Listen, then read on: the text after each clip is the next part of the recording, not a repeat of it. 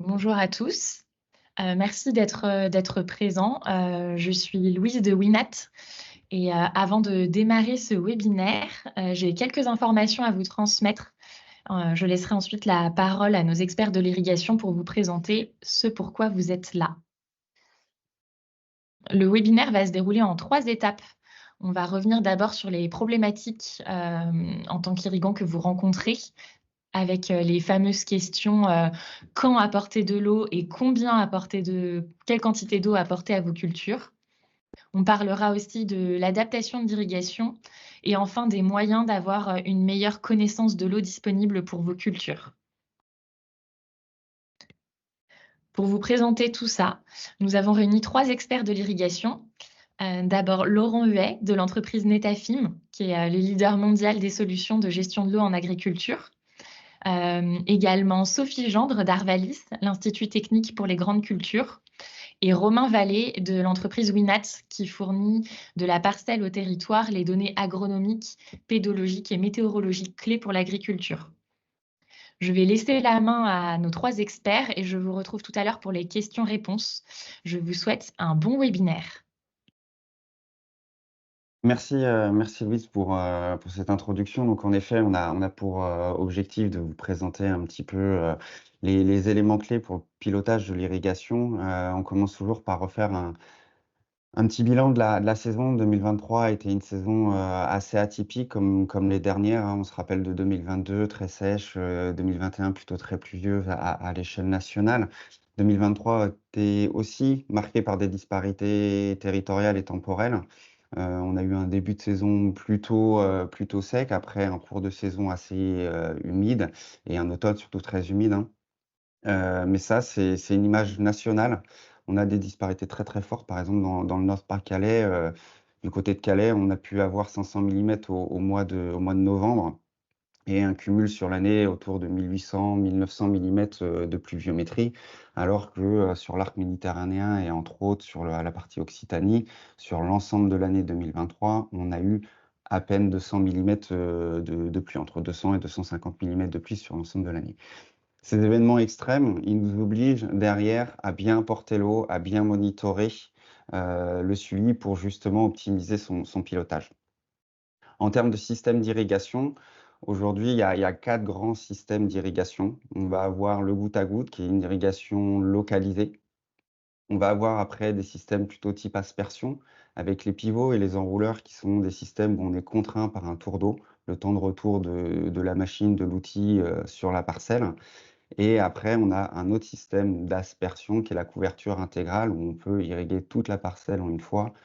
Ici, on a une photo sur des grandes cultures, mais ça existe évidemment en culture, spécialisée. L'autre élément qui est à prendre en compte, c'est le couple sol-plante. Côté sol, on a l'habitude de définir, le réservoir utilisable maximal, donc c'est-à-dire la quantité d'eau que, notre sol, il va être en capacité de retenir pour justement alimenter la plante. Cette quantité d'eau, en fait, elle est définie par les caractéristiques du sol, à la fois sa texture, mais aussi sa structure, sa charge en éléments grossiers. Et ce qu'il faut savoir, c'est que dans un sol, bah, évidemment, il y a une partie de l'eau qui est pas utilisable pour la plante. Après des grosses pluies, quand mon sol est saturé en eau, on a ce qu'on appelle l'eau gravitaire. Le sol va se ressuyer, toute cette eau qui est, dans le sol ne va pas être exploitable par la plante. Et à l'inverse, si on va tout à gauche du graphique, on va avoir justement une partie de l'eau qui, elle, n'est pas accessible par la plante, c'est-à-dire qu'elle n'a pas la capacité d'aller la chercher. Donc mon réservoir maximal utilisable est bien situé entre ces 2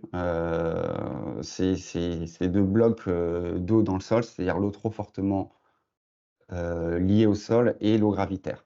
Et donc c'est bien en connaissance de ce type d'eau que l'on a dans le sol qu'on va pouvoir après, pouvoir piloter son irrigation. Sur les systèmes d'irrigation, on a différentes approches. Aujourd'hui, on a voulu, mettre en avant les solutions portées par Netafim, qui sont des solutions, innovantes, entre autres sur la localisation et le fractionnement de l'irrigation. Je vais laisser la parole à Laurent. Merci beaucoup Romain pour l'introduction et l'opportunité d'échanger sur ce principe de goutte à goutte, qui est une solution par excellence de l'irrigation de précision. Mais avant ça, je voulais qu'on fasse un point un peu sur l'origine de cette solution qui a pris naissance dans le désert du Negev il y a une soixantaine d'années, dont le but premier était de produire, pour sécuriser l'alimentation des kibboutz, avec une ressource limitée.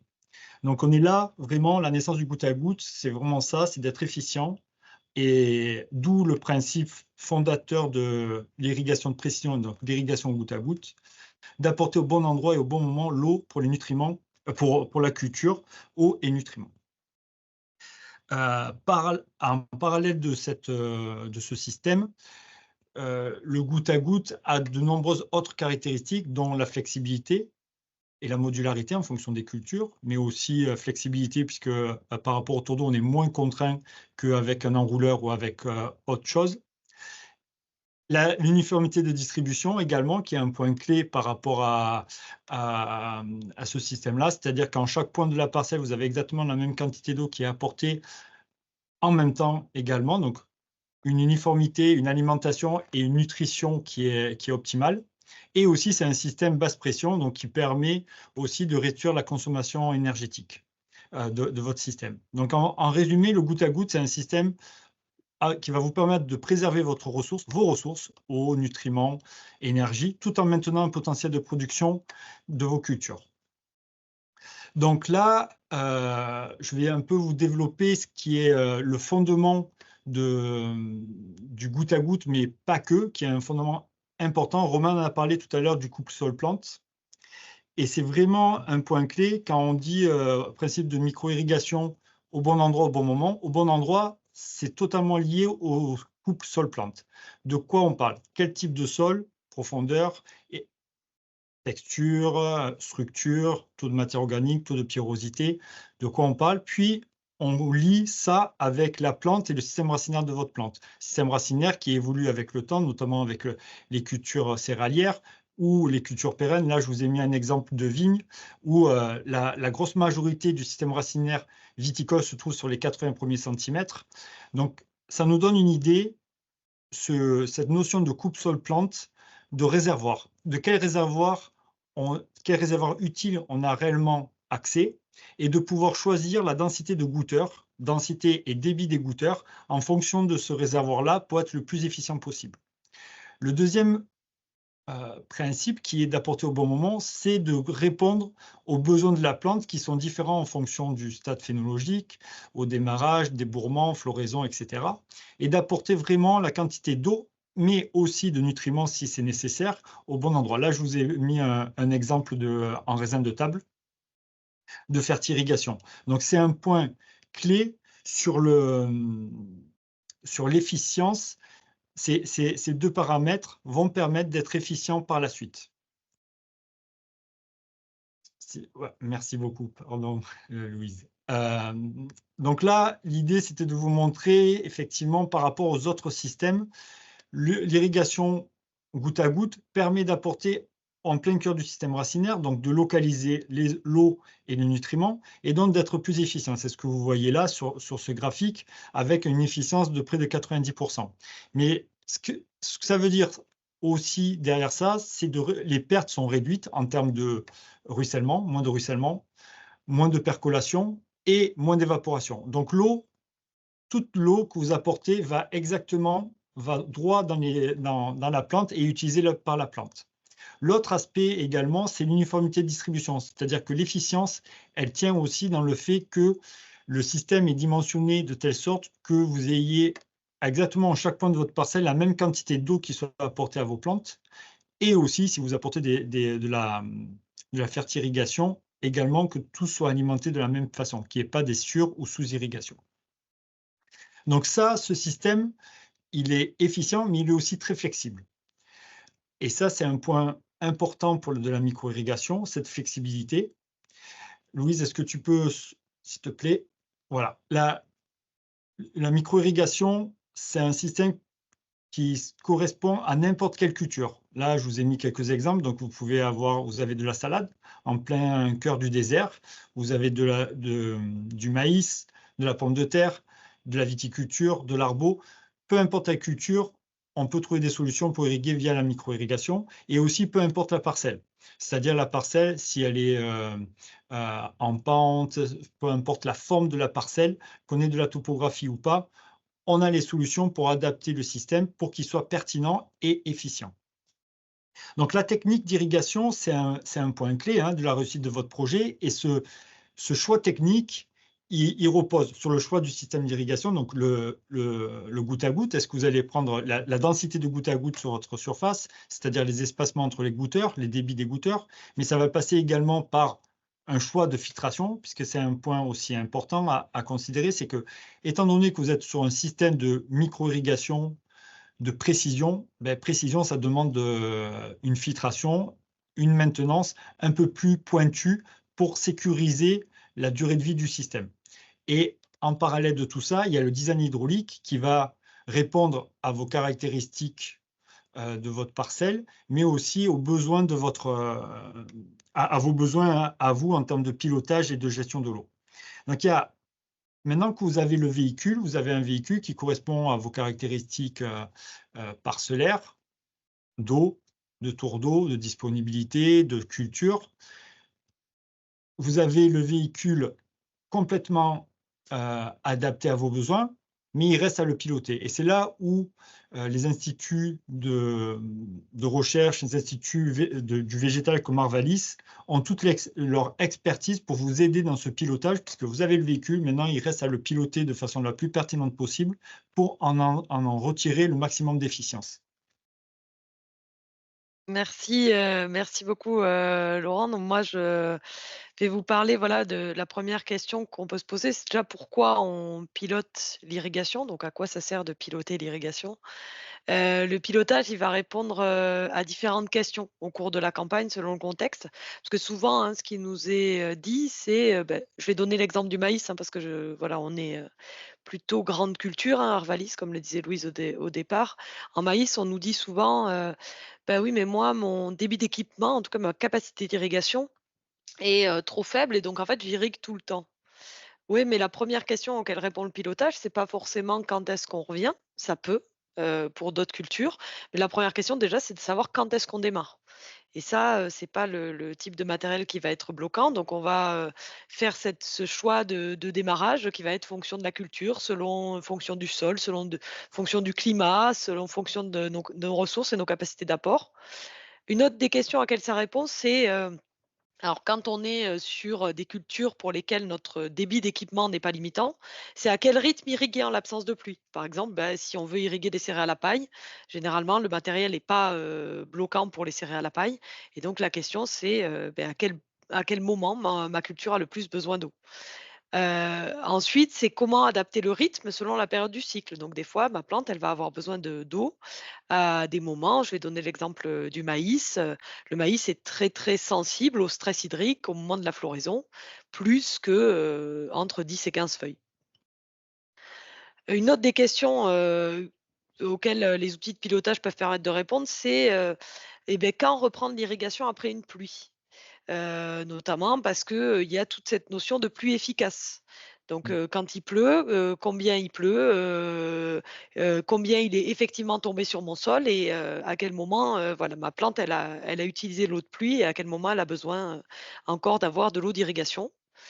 Alors ça, c'est plus spécifique sur la qualité des blés parce qu'on est très grande culture, mais c'est aussi, pour les blés, et pour d'autres cultures, il y a aussi la question de qualité. L'irrigation, c'est pas juste une question de rendement, quantité et par exemple pour les blés, des fois aussi, les outils de pilotage permettent d'ajuster l'irrigation pour, garantir en interaction avec les hôtes, le taux de protéines, et une meilleure efficience de l'azote. Et une des dernières questions auxquelles le pilotage de l'irrigation permet de répondre, c'est quand est-ce qu'on peut arrêter l'irrigation sans risque, de perte de rendement ou de perte de qualité pour la culture qu'on irrigue. Alors les enjeux, pour vous donner un ordre de grandeur des enjeux, donc ça c'est des essais, un observatoire qui date un peu, mais c'est pour vous donner, l'ordre d'idée. Donc c'est un observatoire, monoculture de maïs, donc on est toujours au même endroit où on fait du maïs, d'une variété tardive, du côté de Lyon. Et alors ce qu'il faut voir, c'est qu'en gros, je vous fais les barres vertes, c'est le rendement il est équivalent à peu près, tous les ans. Voilà, on oscille entre, 130 et 150, ou 150, quintaux-hectares. Par contre, ce qui varie beaucoup, c'est les bâtonnets bleus. Les bâtonnets bleus, c'est quoi? C'est les doses d'irrigation que l'agriculteur va mettre tous les ans sur cette parcelle. Et donc, vous voyez que ça peut être extrêmement variable. Et l'idée, du pilotage de l'irrigation, c'est bien de s'adapter à la demande climatique annuelle. Et donc ce que vous voyez à gauche, en gros, sur cette parcelle, quand on nous demande des besoins en eau d'irrigation moyens, on va dire, bah, en moyenne, c'est 200 millimètres. Donc en moyenne, on passe 6 à 7 fois, que ce soit avec l'enrouleur, que ce soit avec le pivot. Donc là, c'est de l'aspersion, hein, mais même ou avec, le goutte à goutte, on donne des estimations. Voilà, c'est 200 millimètres en moyenne. Par contre, quand on regarde à l'année, et ben, ça peut varier entre, ce que vous voyez, bah, ça peut varier entre 90 millimètres, 1 mètre jusqu'à, 300 millimètres. Donc c'est très, très variable et le pilotage de l'irrigation permet notamment de s'adapter à ces conditions, beh, qui s'extrémisent de plus en plus avec l'évolution, climatique. Et les enjeux, ce que je disais un peu, au début, les enjeux pour le pilotage de l'irrigation, ils vont être très divers selon les espèces. Alors là, encore une fois, je me suis basée très grande culture, hein, mais ça peut fonctionner aussi pour d'autres types de cultures. Donc nous, on les classe selon 4 critères. Donc le premier critère, c'est le critère d'économie d'eau. Donc est-ce que, je vais pouvoir, mettre moins d'eau sur ma culture? Donc est-ce que je vais réussir à économiser? Alors généralement, on parle d'économie, par rapport à, un système sans pilotage de l'irrigation. Parce que sinon, c'est vrai qu'on a plutôt tendance à parler d'efficience de l'eau, donc de réussir à produire un maximum pour 1 millimètre d'eau. Voilà. Mais là, on parle d'économie d'eau parce qu'on se compare avec sans pilotage versus avec pilotage. On va regarder son effet sur le rendement. Donc, il y a des cultures qui vont plus ou moins voilà, produire selon l'eau disponible. On va regarder un critère de qualité. Et un critère qu'on appelle arbitrage entre parcelles, parce que ben, parfois on a par exemple, on a un enrouleur, et ben, il faut réfléchir, est-ce qu'on le positionne sur blé ou est-ce qu'on garde l'eau pour maïs? Voilà, donc c'est ces 4 critères qu'on regarde. Les enjeux sont divers selon les espèces. Donc vous voyez, par exemple, que ce soit maïs conso ou maïs semence, on est plutôt à la recherche d'une économie d'eau. Le rendement, bon, vous voyez, toutes les cultures sont identiques sur le rendement.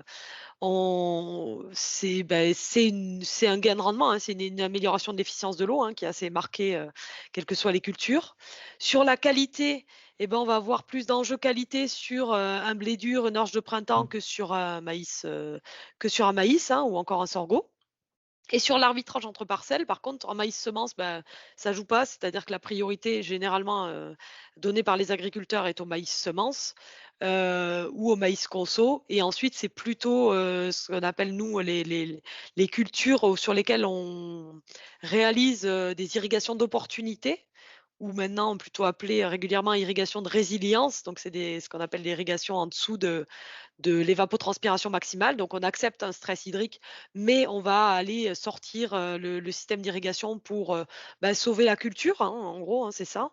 Et donc, c'est plutôt voilà, sur le blé tendre, le blé dur, l'orge de printemps, le pois ou le sorgho que ces types d'irrigation sont réalisés. Et c'est notamment sur ces cultures-là aussi que c'est important d'avoir de pouvoir piloter son irrigation pour, quand on met un tour d'eau, le mettre, au plus près des besoins de ces plantes-là. Alors maintenant qu'on a vu les grands enjeux, du pilotage de l'irrigation, la question c'est, comment je fais pour piloter? C'est quoi les outils qui existent? Alors là, moi je me base de mon point de vue de grande culture, et c'est important de le retenir, c'est pour ça qu'il y a maïs, dessiné. Aujourd'hui, en grande culture, il n'existe aucun indicateur direct du statut hydrique de la plante, associé à un référentiel d'interprétation. On a bien des propositions, mais aujourd'hui, il n'y a rien qui est, utilisable, actuellement. Ça existe en vigne, ça existe en arboriculture, ça n'existe pas en grande culture. Et donc ce qu'on fait, plutôt que, de se concentrer sur la demande de la plante, on se concentre sur l'offre du sol, et donc on fait une estimation indirecte de l'état hydrique de la plante en utilisant l'état hydrique du sol. Et donc, il y a plusieurs outils qui sont basés sur le suivi de l'état hydrique des sols. Moi, je vais vous présenter le bilan hydrique et je laisserai Romain présenter la partie plutôt des sondes.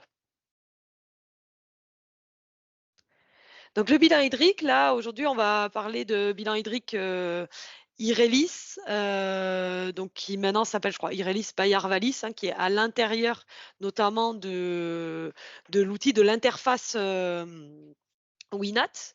Irelis, qu'est-ce que c'est? Donc, c'est un bilan hydrique à 2 réservoirs. Donc, qu'est-ce que ça fait? C'est un bilan hydrique, hein. Il y a, hormis, sur les pluies pour lesquelles il y a un lien avec les stations météo connectées Winat, c'est purement du calcul, c'est un modèle. Et donc, comment fonctionne le modèle? En gros, on considère qu'il y a une plante qui va pousser, qui va évoluer selon une somme de température, selon un modèle de stade, et qui va plus ou moins évapotranspirer. Et du coup, avec cette évapotranspiration, au fur et à mesure, on va calculer des stocks d'eau restant disponibles dans le sol. Plus la plante grandit, plus on va lui donner accès à un réservoir utile important dans le sol. Donc ça refait le lien avec ce que disaient hein, Laurent et Romain hein, sur l'importance de connaître son réservoir utile. Là, dans le bilan hydrique Irelis, l'intérêt d'Irelis, c'est de pouvoir, de voir évoluer ce front racinaire. Et donc, c'est là un peu la force du modèle et son lien aussi avec l'ensemble des données, que ce soit la base de données variété, qui fait que vous rentrez seulement votre variété et vous n'avez pas besoin de connaître tout votre modèle stade, qui va mesurer lui-même, qui va faire évoluer lui-même les couvertures foliaires. Vous avez un lien avec une base de données sol qui vous permet d'avoir une estimation du réservoir utile et avec des bases de données météo. Et notamment et avec des capteurs connectés qui notamment la station météo connectée qui vous permet de ne pas avoir à recaler les pluies absolument tout le temps. Voilà, donc ça c'est le modèle de bilan hydrique Irelis. Je pense que je rentrerai peut-être pas forcément plus dans le détail de fonctionnement. Sachez que c'est un modèle qui est calé sur ouais, plus de 20 ans d'essais et d'expérimentation au champ, qui est disponible sur maïs, maïs conso, maïs semence, maïs doux, maïs popcorn même, sur sorgho, sur blé dur, blé tendre, orge de printemps, sur soja aussi en partenariat avec Terre Innovia et puis récemment sur épinards et haricots, si je ne dis pas de bêtises, en partenariat avec l'Unilet. Voilà ce que je pouvais dire sur le bilan hydrique et je vais laisser Romain présenter les solutions sondes. Merci Sophie. En effet, si je reprends les mots de Laurent et Sophie, nous, ce qui était important chez Winat, c'était de pouvoir proposer une solution, quelle que soit sa situation, son système d'apport d'eau, ses cultures, ses contraintes. Et donc, du coup, on a fait le choix d'intégrer un bilan hydrique, celui d'Arvalis, mais aussi développer deux types de sondes, hein, qui sont les sondes capacitives et tensiométriques, donc qui sont là pour aller regarder, mesurer, comme le disait Sophie, l'offre qu'il y a dans le sol, donc c'est-à-dire l'eau du sol. Sur la sonde capacitive, donc la sonde capacitive, elle, ce qu'elle va mesurer en fait, c'est un tube. Donc enfin, pardon, elle va mesurer l'humidité du sol en pourcentage et la température du sol tous les 10 centimètres. On va proposer deux modèles, un modèle de 30 centimètres avec un horizon de tous les 10 centimètres et un modèle de 60 centimètres. Et l'idée, ça va vraiment d'aller observer la dynamique de l'eau. C'est-à-dire, est-ce que je suis dans de l'eau gravitaire? Est-ce que je suis dans une zone de confort, donc plutôt ce qui correspond à ma réserve utile, ou voire même, justement, mon sol est sec. La capacitive est un outil très intéressant et très performant, qui a un certain nombre de contraintes. Par exemple, elle va très peu s'adapter au sol caillouteux, puisque c'est les éléments caillouteux, c'est-à-dire les éléments grossiers vont masquer un petit peu le message et la variation de la teneur en eau dans un sol. Donc c'est plutôt une sonde qu'on va aller préconiser, nous, dans des zones et dans des parcelles homogènes, quand on veut avoir un pilotage d'irrigation très, très fin. En termes de résultats, donc là, j'ai pris un contexte, on a pris un contexte, en drôme sur une grande culture. où on peut voir que dans l'outil Winat, une fois qu'on a rentré son type de sol, qu'on a rentré sa culture, son système d'irrigation, on va vous proposer ce qu'on appelle des seuils prédéfinis. C'est ces couleurs en fond que vous voyez en bleu, en vert, en orange ou en rouge, qui sont ces zones de confort pour le bleu, de saturation pardon, pour le bleu, de confort pour le vert, de vigilance pour le orange. Et l'agriculteur, lui, va jouer avec les observations et les mesures de ces courbes pour aller piloter ses irrigations. Si on se repenche sur cette courbe qui est vraiment une belle courbe, on peut voir que, à gauche, en début de saison, là, vers le 30, enfin, début de graphique, vers le 30 juillet, on a une grosse pluie d'une quarantaine de millimètres et on voit les courbes monter très, très haut et tout de suite redescendre. Typiquement, quand on observe ce type de choses sur une sonde capacitive, ça montre en fait qu'il y a eu un excès d'eau, que le sol s'est ressuyé très, très rapidement et après, ensuite, on a une consommation assez linéaire de l'eau qui correspond à un état de confort pour la plante où elle peut récupérer suffisamment d'eau et facilement l'eau dans le sol pour ses besoins. Toujours, quand on continue cette courbe, on peut voir que les courbes, les pentes diminuent de moins en moins vite parce que justement, ma plante commence à avoir du mal à aller récupérer l'eau et c'est là où l'agriculteur, justement, va positionner son tour d'eau. Et donc sur ces courbes, on peut voir qu'il a positionné plusieurs tours d'eau à différents pas de temps parce que justement, il avait cette capacité d'anticiper ou de retarder un tour d'eau en fonction de la consommation de ses plantes. Et en fin de cycle, là, justement, en fin de mois d'août, on peut revoir encore quelques pluies qui vont brièvement saturer le sol, qui va se ressuyer très, très rapidement. Donc là, on a vraiment un exemple très concret d'un pilotage en grande culture fait par sonde capacitive, où on a des très, très belles réponses et un très beau pilotage. Les sondes tensiométriques, elles, donc qui est notre deuxième type de capteur que l'on propose, est plutôt une sonde qui va non pas mesurer une quantité d'eau, mais la disponibilité de l'eau dans le sol. C'est-à-dire, est-ce que ma plante doit exercer une force importante pour aller extraire l'eau du sol? Donc plus la valeur monte, plus la disponibilité est faible et donc plus c'est difficile pour la plante d'aller récupérer l'eau. C'est une solution qui est, elle, préconisée plutôt dans des parcelles hétérogènes, puisque comme vous les pouvez voir sur la photo, en fait, chaque capteur va être indépendant et va avoir un système de communication indépendant. Classiquement, en tensiométrie, on va proposer des kits de 6 sondes, 3 sondes qu'on va pouvoir ajuster entre 15 et 30 centimètres et 3 sondes qu'on va pouvoir ajuster entre 15 et 30 centimètres, pardon, et entre 30 et 60 centimètres, excusez-moi. Et l'idée, c'est de pouvoir aller un peu cartographier sa parcelle et c'est, donc un outil extrêmement intéressant quand justement on a des parcelles hétérogènes ou alors quand on a des systèmes d'eau localisés comme un goutte à goutte parce qu'on n'est jamais à l'abri, par exemple, d'avoir un goutte à goutte ou un sprinkler qui se bouche. Laurent l'évoquait tout à l'heure, le positionnement des sondes, est aussi extrêmement important, surtout dans des systèmes précis comme les gouttes à gouttes. C'est ce qu'on a essayé d'illustrer sur ce graphique où on peut voir, donc là, on est toujours dans la Drôme, donc dans un contexte climatique à peu près identique, pédologique aussi, on a un petit peu plus d'argile dans ce sol, mais cette fois, on est sur fruits à noyaux, on est sur une nectarine où l'agriculteur va apporter de l'eau tous les 2 jours. Et on l'évoquait avec Laurent, c'est très important le positionnement et surtout le démarrage aussi de l'irrigation, où là, vous pouvez voir sur la courbe rose, centimètres, on a un bon pilotage et on voit sur la courbe verte des valeurs qui montent assez haut, qui montrent un déficit hydrique. Et en fait, ça, typiquement, c'est quand on n'a pas suffisamment anticipé son tour d'eau en goutte à goutte et que le sol s'est asséché. Et du coup, le bulbe d'irrigation qu'on doit essayer de faire avec un goutte à goutte, en fait, on a irrigué un petit peu trop tard et du coup, ce, ce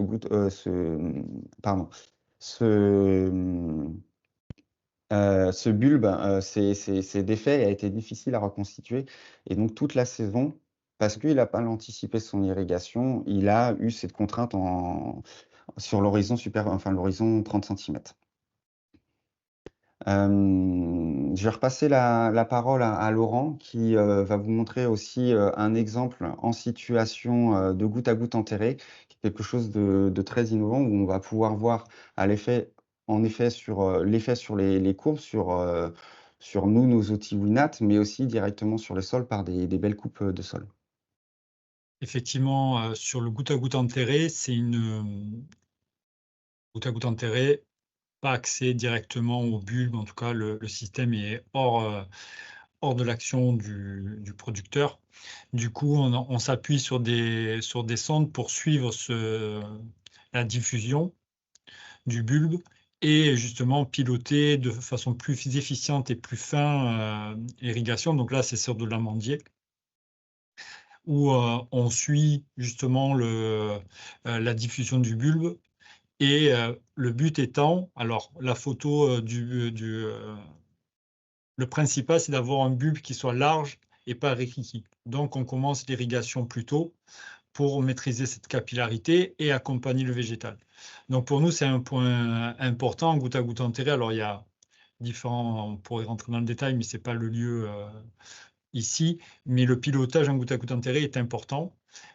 Et on s'appuie du coup sur ces aspects hydriques pour piloter en fréquence et en durée, pour pour maintenir ce bulbe et éviter des percolations profondes, que ça sorte de la zone racinaire. Le point difficile, c'est le positionnement où on met les sondes, puisqu'il n'y a pas un sol qui est sur la même parcelle, il y a une grosse hétérogénéité. Hein. Ce n'est pas moi qui vais vous l'apprendre, il y a beaucoup sur un même sol, où c'est qu'on le met exactement. Donc ça, c'est vraiment l'enjeu de discuter avec le producteur et puis après d'affiner avec le ressenti, le développement végétal, voir si on peut changer les sondes à un endroit pour affiner ce pilotage-là. Le but étant, c'est d'essayer d'homogénéiser ce pilotage le plus possible, mais pour ça, il ne faut pas hésiter, en tout cas moi, je n'hésite pas à changer les sondes, alors pas en cours d'année, mais à la fin de l'année pour pouvoir bonifier un peu le pilotage.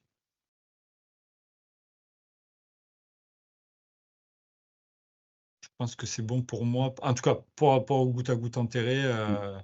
Je ne sais pas si Romain, tu veux ajouter quelque chose sur cet aspect-là. Non, non, merci Laurent. L'idée, c'était bien de vous montrer un petit peu un panel de solutions et tous les éléments qu'il faut prendre en compte quand on fait le choix d'une solution. Il n'y a pas de solution parfaite dans une situation. Toutes les solutions s'adaptent. Il faut juste après bien réfléchir son système d'irrigation, savoir comment on peut apporter l'eau, où positionner la sonde. Et tout ça, ça se fait justement, comme on le disait, dans cette réflexion sol-plante. On peut passer si vous avez des questions. Je sais qu'il y a eu des questions dans le chat. Louise, peut-être que tu as eu le temps de faire une synthèse. Oui, merci déjà à tous les trois pour ce webinaire. Il y a eu effectivement quelques questions. Alors, je vais commencer par la première. Est-il possible de combiner le système goutte à goutte avec le désherbage mécanique, binage, en culture biologique, par exemple? Est-ce que, Laurent, tu peux peut-être répondre? Alors, ça, c'est un peu plus compliqué, effectivement. Je ne sais pas sur quelle culture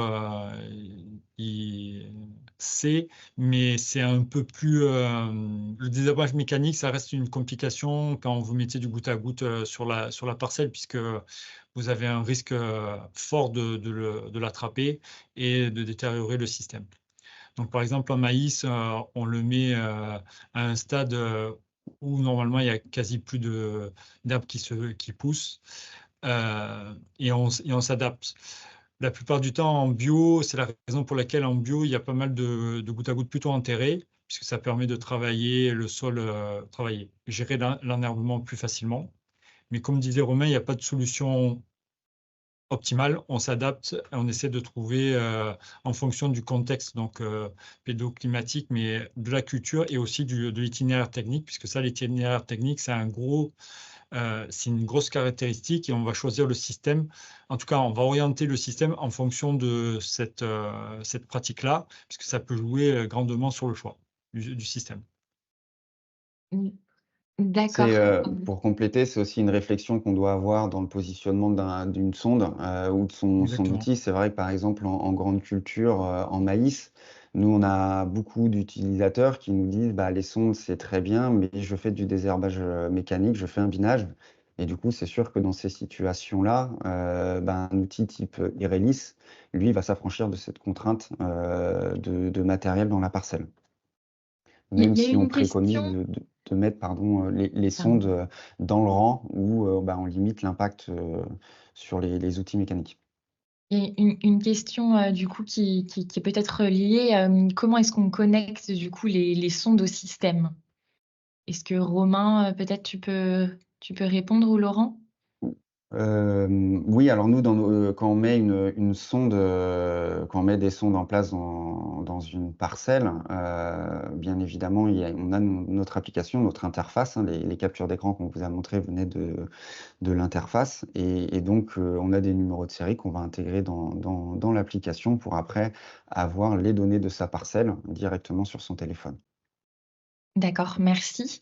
Et C'était sonde au système Winat ou c'était les sondes, il y a juste marqué système? Parce que si c'est sonde au système d'irrigation, c'est Oui, alors c'est vrai que si c'est sonde au système d'irrigation, aujourd'hui, il n'y a pas d'approche couplée où la mesure d'une sonde va directement envoyer une information à un système type goutte à goutte pour envoyer de l'eau. Déjà parce qu'il peut toujours avoir des erreurs de lecture, de paramétrage ou autre. Donc l'œil humain est toujours bien pour valider l'action. Aujourd'hui, c'est vraiment deux outils qui sont à mettre en parallèle, mais qui ne sont pas totalement connectés. Oui, il n'y a pas de lien direct, il n'y a pas d'action directement sur l'irrigation via les capteurs. Mm. mmh. d'accord, merci pour cette précision. Est-ce qu'on pourrait savoir comment avoir accès à l'OAD Irélis? Alors, peut-être Romain, tu peux nous dire comment on a accès à Irélis? Alors Irelis est depuis maintenant 2 ans ou 3 ans, intégré dans notre plateforme. C'est-à-dire que, tout utilisateur, de Winat peut, activer l'option Irelis sur sa parcelle et après paramétrer, l'outil comme l'a dit Sophie, en rentrant son type de sol, sa culture, ses dates de semis, sa variété, pour pouvoir bénéficier de l'outil. On a D'accord, aussi la possibilité, pour ceux qui sont pas forcément équipés de solutions, Winat, d'intégrer, certaines solutions d'autres prestataires, qui proposent des solutions météo dans notre application, par le biais d'Irélis. OK, merci. Je continue avec une autre question. L'hétérogénéité des sols dans une même parcelle est souvent importante, ce qui laisse penser que les réserves utiles ne sont pas les mêmes. Comment adapter un système de goutte à goutte à cette hétérogénéité? Peut-être que Laurent, En tu fait, pourrais c'est répondre? effectivement le but, c'est de trouver un. C'est ce que je disais tout à l'heure, c'est que c'est compliqué parce qu'on n'a pas exactement pas le même type de sol sur une parcelle, et plus la parcelle est importante, plus on peut avoir une hétérogénéité importante. Le but étant, c'est de trouver un point médian par rapport à la solution de goutte à goutte, et après de piloter en fonction. Donc, déjà, le premier point, c'est de connaître cette hétérogénéité, et ça, c'est loin d'être toujours le cas. Donc ça, c'est si on a cette connaissance, on peut après positionner par exemple les sondes sur les points, les zones clés pour piloter après par derrière l'irrigation. Mais ça, cette connaissance de l'hétérogénéité, c'est un point vraiment très important euh, qui est à évaluer et qui n'est pas toujours évident à avoir. Donc d'où en grande culture, c'est chaque année, bah, c'est un peu la connaissance du producteur pour essayer de positionner là où il juge que c'est pertinent. Après, en arbo, eh bien, on affine au fur et à mesure. Il y a encore le bon sens agricole, le bon sens du producteur, et après, on positionne les sondes là où il faut. Mais le goutte à goutte, on trouve toujours un point médian, en fait. On n'essaye pas de répondre à tout parce que ça ne serait pas possible.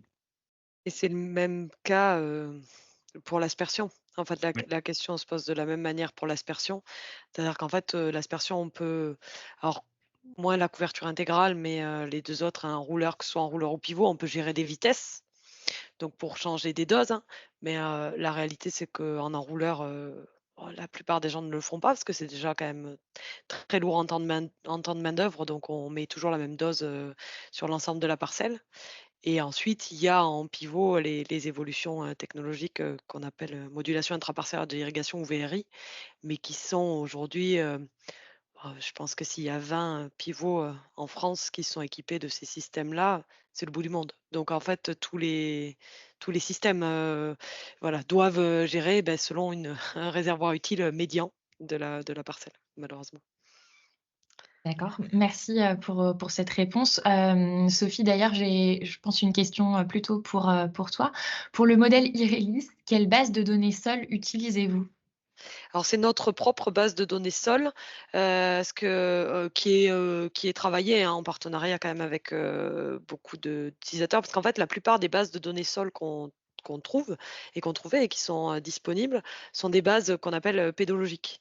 Et nous, notre problème, c'est qu'il nous faut des des grandeurs agronomiques, donc notamment le réservoir utile. C'est-à-dire que dans les bases de données pédologiques, on ne trouvera jamais le réservoir, utile d'un sol. Donc nous, ce qu'on a fait, c'est qu'on a travaillé à l'échelle France avec nos experts, locaux, nos experts régionaux et nos partenaires. Et en fait, on a prédéfini un nombre de sols, de différents types de sols sur lesquels on avait quand même statistiquement, plus de chances de retrouver des grandes cultures. Donc nous, on est vraiment marqué grandes cultures et pour lesquels on a, fortement travaillé à leur caractérisation.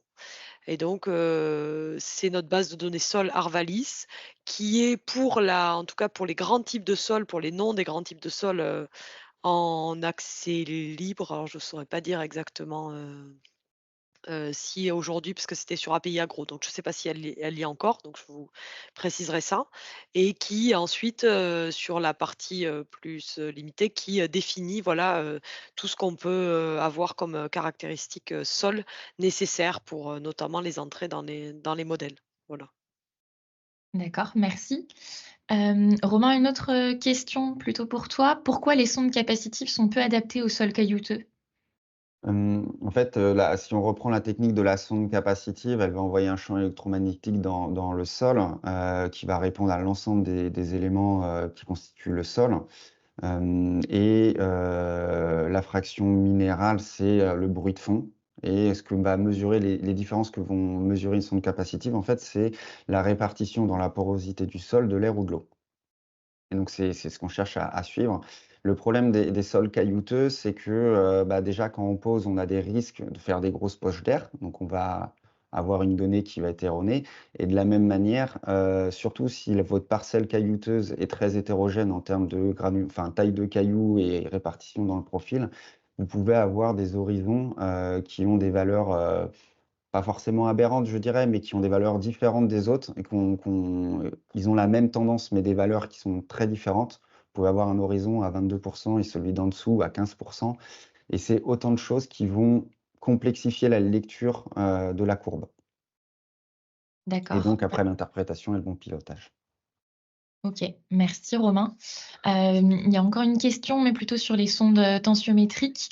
Vous avez 6 sondes, mais que 2 courbes. Pourquoi avoir 6 sondes alors, sur la slide que tu as présentée? Alors oui, en effet, généralement, si on prend la beauté de l'art de la tensiométrie, on va mettre les 6 sondes dans la même parcelle et ce que l'on donne dans l'application, ce que vous avez vu, ce sont, la médiane. C'est-à-dire qu'on va prendre la médiane des 3 valeurs à 30 centimètres et à 60 et l'idée, c'est bien aussi d'avoir cette valeur un petit peu moyenne. Dans l'application, je ne vous l'ai pas montré, mais il y a un bouton où on peut dire, au lieu de voir par horizon la médiane de l'horizon, aller voir chacun des 6, des 6 valeurs, donc de 3 valeurs par horizon. Donc vous avez la possibilité d'aller voir vraiment le détail de chacune des courbes.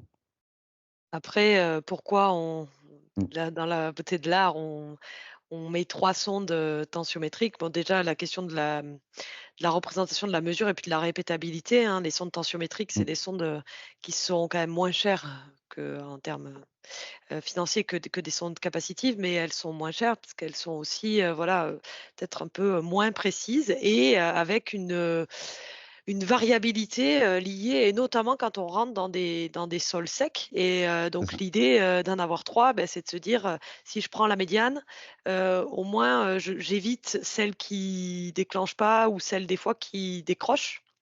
Et donc c'est une sécurité qu'on a toujours pris, enfin je pense depuis le début de la tensiométrie avec le développement des méthodes de pilotage liées à la tensiométrie, hein. Que ce soit Inrae, que ce soit Arvalis, que ce soit Terrinovia, donc tous ceux qui ont développé des méthodes, autour de la tensiométrie, c'est, communément admis, voilà, qu'on met, 3 sondes à 30 centimètres et 3 sondes à 60 centimètres pour permettre, voilà, d'avoir une lecture de la médiane et d'éviter les sauts à cause d'erreurs de mesure.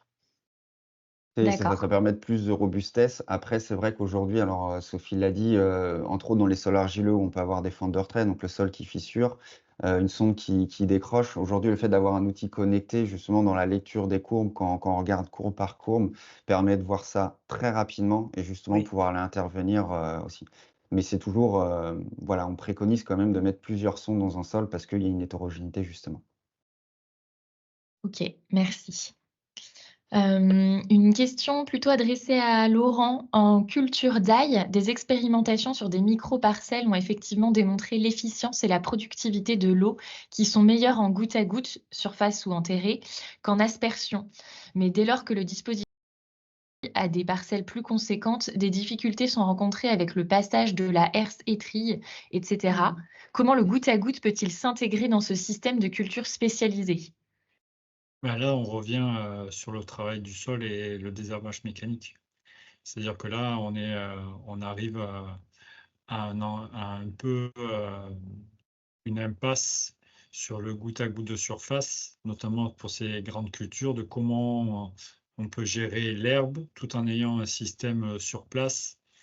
C'est là où on est un peu où il y a des limites, très clairement, en tout cas au début, pour gérer s'il faut passer avec une herséterie.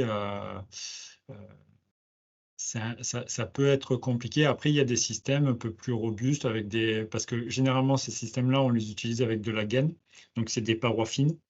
Et les parois fines avec les RC-Tri, ça passe pas du tout. Donc là, pour ce cas-là, on passe plutôt sur des parois épaisses. Donc, c'est des systèmes un peu plus gros et sur lesquels les RC-Tri ont moins d'emprise. Mais voilà, donc ça, c'est un point aussi important, c'est de savoir par rapport à ça, est-ce qu'on peut pas, on passe pas le même système d'irrigation si on doit travailler le sol, et notamment sur l'ail ou sur les oignons, on passe plutôt, si vous devez travailler le sol, ce ne sera pas en gaine. D'accord, merci. Encore une question du coup, où en est-on du coût par hectare du goutte à goutte de surface en grande culture, notamment pour le maïs? Alors pour le maïs, ça dépend. Alors il y a deux solutions, c'est que soit on est sur il y a deux options. Soit on est sur une option recyclable, c'est-à-dire qui est annuelle, donc gaine, type gaine, sur lequel on déroule et où le coût à l'hectare, il est de 900 €, grosso modo, juste sur la gaine déroulée, sur le maïs. Mais cette gaine, à la fin de l'année, vous la récupérez et elle est recyclée par un partenaire Paradis Valor. Donc ça, c'est la première option. Après, vous avez une option qui est plus pérenne, c'est-à-dire ben, c'est un peu comme je vous disais sur l'ail, c'est du goutte à goutte à paroi épaisse, qui est lui destiné à être réutilisé sur plusieurs saisons et où le coût monte à 2 000 € l'hectare, mais sur 10-15 ans d'utilisation. D'accord, merci. Et comment mesurer la taille du bulbe hydrique en goutte à goutte enterré si la sonde se positionne au milieu du bulbe? Si la sonde se positionne au milieu du bulbe. Alors déjà, pour suivre le bulbe estimé, déjà on fait que des estimations parce qu'on n'a jamais un sol, c'est sur un sol médian. D'où l'importance en goutte à goutte enterré de toujours avoir une analyse de sol granulométrique, de savoir de quoi on parle, en tout cas d'essayer d'avoir une idée du sol médian en termes de texture notamment, de structure, est-ce qu'il n'y a pas euh, des éléments impactants sur la diffusion du bulbe. Donc ça, c'est un point important qu'on essaie d'avoir et qu'on n'a pas toujours, mais on essaye d'évaluer ce sol médian. Et après, à partir de là, on évalue la dimension du bulbe, mais dimension du bulbe qui est intimement liée avec le démarrage de l'irrigation. C'est-à-dire que en goutte à goutte, on commence l'irrigation bien plus tôt qu'en enrouleur ou avec une autre technique. Le but étant, c'est de maintenir une diffusion latérale une capillarité. Et si on attend que le sol se rétracte trop, les microporosités il n'y aura plus de continuité entre les microporosités, donc plus de capillarité, et donc on n'aura pas une diffusion du bulbe optimale. Donc en goutte à goutte enterré, on anticipe les irrigations en vue d'optimiser le développement du bulbe. Par rapport au positionnement de la sonde, effectivement, on met la sonde plutôt à la moitié du bulbe, on l'estime, et et on le met à la moitié, mais ça n'empêche pas que des fois, il faut qu'on bouge parce que pour X raison, le bulbe, soit on a commencé trop tard, c'est ce que disait Romain tout à l'heure sur, je crois, sur l'exemple des tensiomètres. C'est un point important et donc c'est pas facile à estimer le bulbe. Alors, on a des estimations, mais le point clé pour le maintenir, c'est de commencer tôt et d'après de le maintenir. D'accord, merci. Pour compléter ce que dit Laurent, on le voit nous en cas d'usage, surtout alors c'est plus simple en culture pérenne parce que, on peut repositionner et apprendre d'une année sur l'autre. Mais, il y a toujours une petite phase d'apprentissage. C'est-à-dire que, on va assez vite voir si la sonde elle est trop proche, du goutteur ou si elle est trop loin et qu'elle ne voit pas l'eau. Ça, on va le voir assez vite et du coup, à ce moment-là, on peut repositionner la sonde. OK. Sophie, j'ai une question. Le forçage du bilan hydrique IRELIS avec les variations de stock d'eau en temps réel fournies par les sondes capacitives a-t-il été envisagé par Arvalis? Alors, oui, c'est des questions qu'on nous pose souvent, de savoir est-ce qu'on ne peut pas, combiner les 2 approches? Bon, on ne l'a jamais fait, on pourrait le faire. On a déjà, ça nous arrive, hein, de pouvoir, recaler des bilans hydriques avec, des sondes. On l'a jamais proposé en industrialisation parce que déjà, avoir un outil, de pilotage de l'irrigation, c'est déjà bien. J'ai rarement rencontré dans ma carrière, des gens qui en avaient 2. Donc voilà, donc nous, on le fait en expérimentation, mais on le propose pas, enfin, on l'a jamais proposé à la vente, quoi. D'accord. Romain, est-ce qu'il y a besoin d'une station météo quand on utilise des sondes de pilotage de l'irrigation? Alors, c'est toujours intéressant d'avoir une station météo parce qu'on va avoir la pluviométrie exacte qui est tombée. Après, on a beaucoup d'utilisateurs, nous, qui sont, par exemple, en serre. Donc forcément, bah, là, on n'a pas besoin de station météo. Il faut bien comprendre que, si ma courbe diminue et que évolue, que j'ai plus d'eau dans mon sol et que j'ai pas mis d'irrigation, bah, oui, c'est de la pluie. Donc la courbe, les sondes vont se suffire en elles-mêmes. Après avoir une station météo, une information pluie, c'est quelque chose, de pertinent qui permet justement de mieux comprendre et apprendre plus vite. D'ailleurs, à savoir chez Winat, on vous a présenté tout à l'heure une carte de, cumul de pluie, en France sur l'année. On a un outil qui s'appelle Météovision, c'est une météo spatialisée qui permet justement pour les irrigants qui ne souhaiteraient pas avoir de station météo, de leur proposer une donnée météo spatialisée qui leur permet d'avoir quand même une information. OK, merci.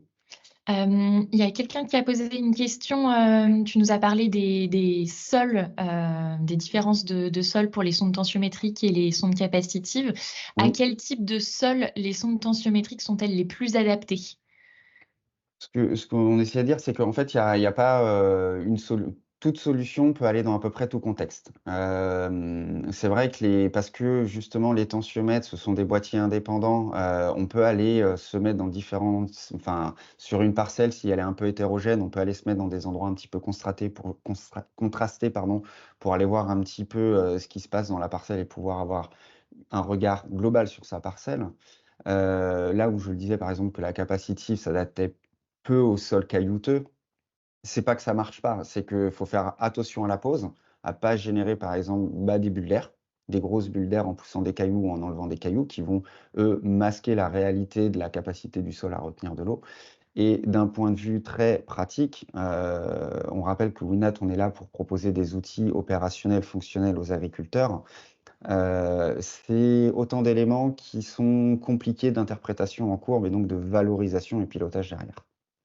D'ailleurs, je ne l'ai pas présenté, mais sur les courbes tensiométriques, d'ailleurs pour masquer un petit peu cet effet hétérogénéité des horizons et du sol, on a la capacité, de proposer une courbe moyenne sur l'ensemble de la profondeur prospectée, 30 ou 60 centimètres, qui va avoir un petit peu tendance à effacer justement et à masquer ces effets cailloux. D'accord, merci.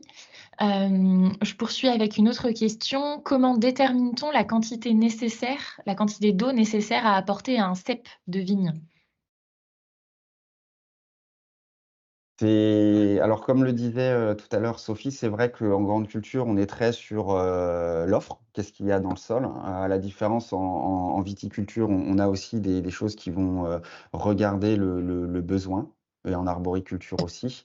Après, si on se base sur des capteurs sol, ça va être aussi la réaction de mon apport d'eau, de ma courbe vis-à-vis de mon apport d'eau.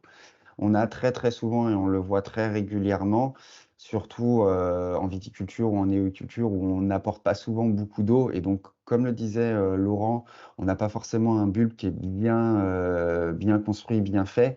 On voit souvent par exemple des sondes qui vont saturer en profondeur, parce qu'on a apporté un petit peu trop d'eau et généralement là, les producteurs, vont réduire un petit peu les tours d'eau ou vont fractionner. D'accord, merci. On reste sur le sujet de la vigne. J'ai une autre question. Quelles sont les solutions pour mesurer la contrainte hydrique de la plante pour la vigne? C'est moi que je disais justement, on a, peut-être que Laurent pourra, parce que je sais que tu Ouais. travailles aussi avec ce type d'outils. Il y a différentes, solutions, mais entre autres, des flux de sève.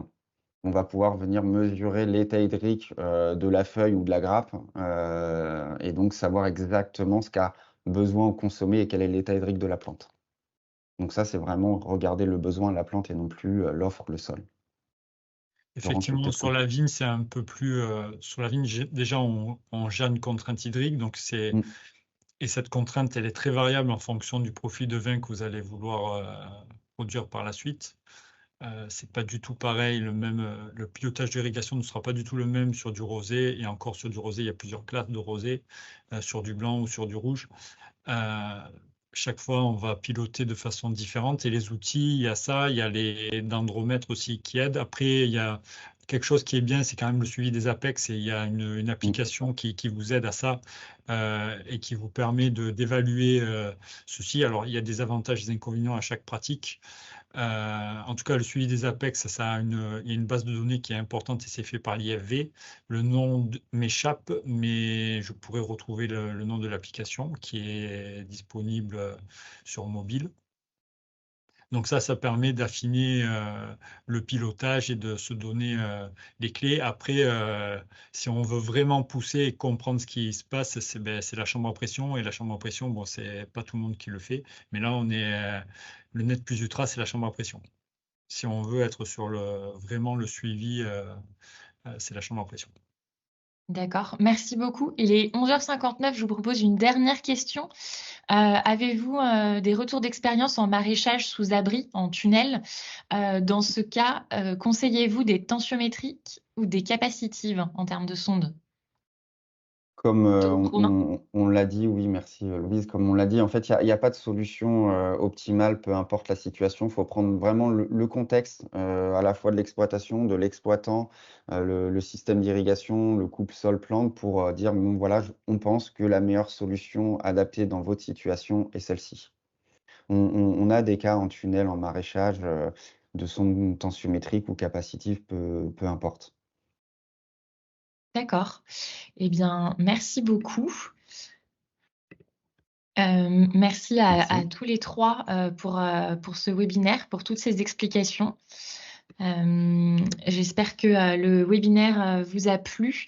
Je vous dis à tous à très vite par email pour la suite des questions qui n'ont pas pu être traitées et quelques ressources supplémentaires qu'on vous enverra. Je vous souhaite une bonne journée et merci pour ce moment.